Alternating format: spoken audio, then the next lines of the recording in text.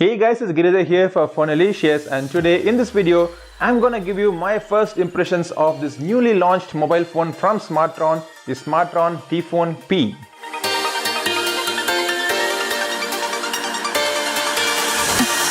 Alright, so Smartron t.phone P. P stands for power, and this mobile unique selling point is its 5000 mAh battery. So the mobile phone is also a little bit handy.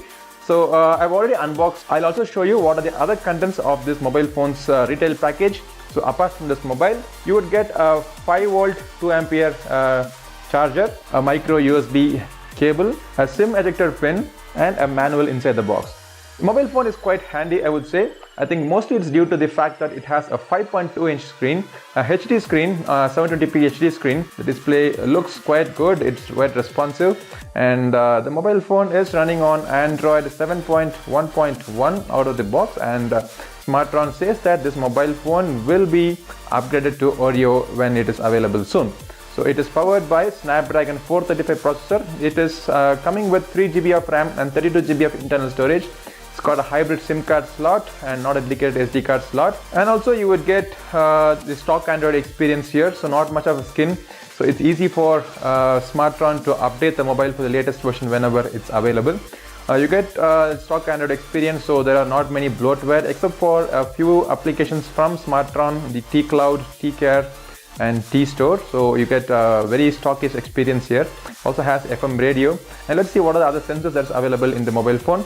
So except for magnetometer and orientation sensor, we get all the other sensors, like even the gyroscope is available for your VR content. But then this is a 720p display. I wouldn't recommend you playing any of the VR games in a 720p display. So looking beyond what is there inside the mobile phone looks quite good, handy, and it's got a metal finish.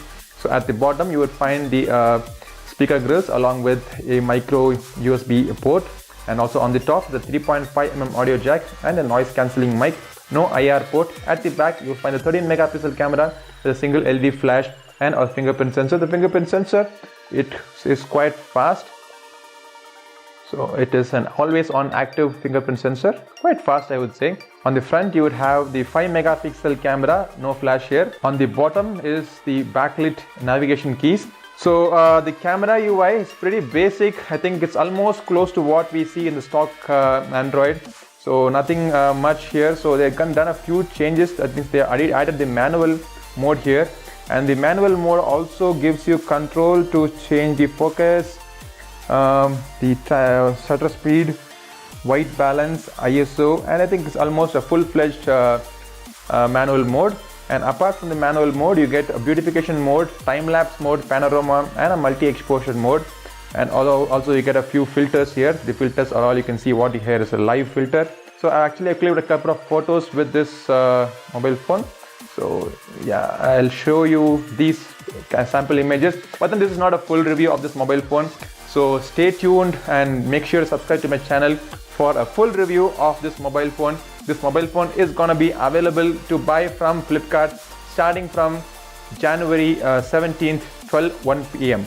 So if you like to buy this mobile phone, links are below in the description. Thanks for watching this video. I hope you like this video. If you like to watch more of my videos, make sure to subscribe to my channel. And if you have any other questions regarding this mobile phone, feel free to leave your comments in the comment section below. Until I catch up with you on the next video, this is Giridhar signing off. Goodbye.